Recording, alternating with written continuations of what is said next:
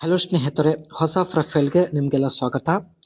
ಹೇಳಿದ ಹಾಗೆ ಮಾಡಿದರೆ ಸಾಕು, ನಿಮಗೆ 5 ಲಕ್ಷ ರೂಪಾಯಿ ಕೊಡುತ್ತೇನೆ ಎಂದು ಮಂದನ ಅವರು ಪ್ರೊಫೈಲ್ ಶೇರ್ ಮಾಡಿಕೊಂಡಿದ್ದಾರೆ.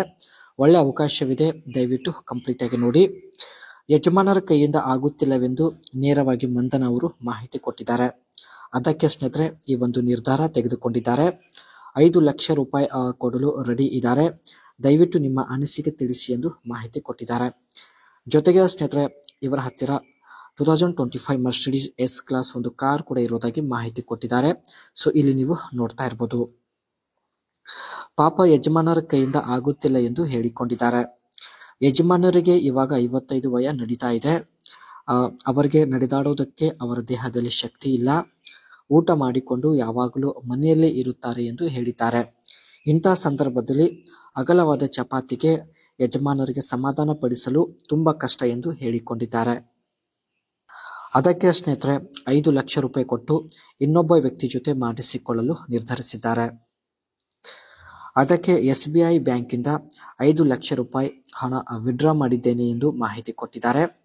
ಬಳಿ ಬಂದು ಹೇಳಿದ ಹಾಗೆ ಮಾಡಿದರೆ ಧಾರಾಳವಾಗಿ 5 ಲಕ್ಷ ರೂಪಾಯಿ ಕೊಡುತ್ತೇನೆ ಎಂದು ಭರವಸೆ ಕೊಟ್ಟಿದ್ದಾರೆ. 5 ಲಕ್ಷಕ್ಕೆ 1 ರೂಪಾಯಿ ಕೂಡ ಕಡಿಮೆ ಇರೋದಿಲ್ಲ.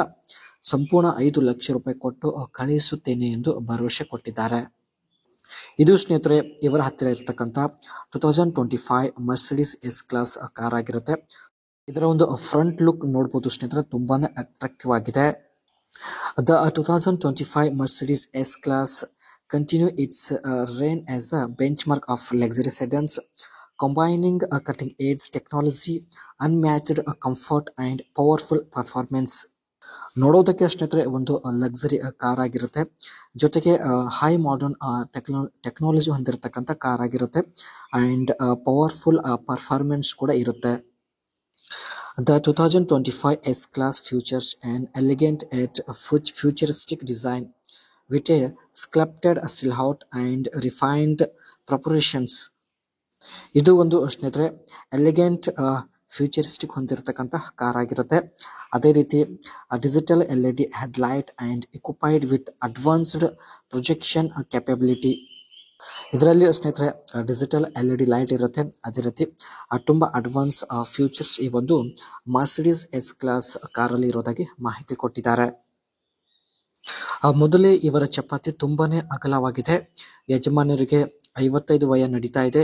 ಇಂಥ ಒಂದು ವಯದಲ್ಲಿ ಅಗಲವಾದ ಚಪಾತಿಗೆ ಯಜಮಾನರಿಗೆ ಸಮಾಧಾನ ಪಡಿಸಲು ಆಗುತ್ತಿಲ್ಲ. ಸೊ ಅದಕ್ಕೆ ಸ್ನೇಹಿತರೆ ಈ ಒಂದು ಪ್ರೊಫೈಲ್ ಶೇರ್ ಮಾಡಿಕೊಂಡಿದ್ದಾರೆ.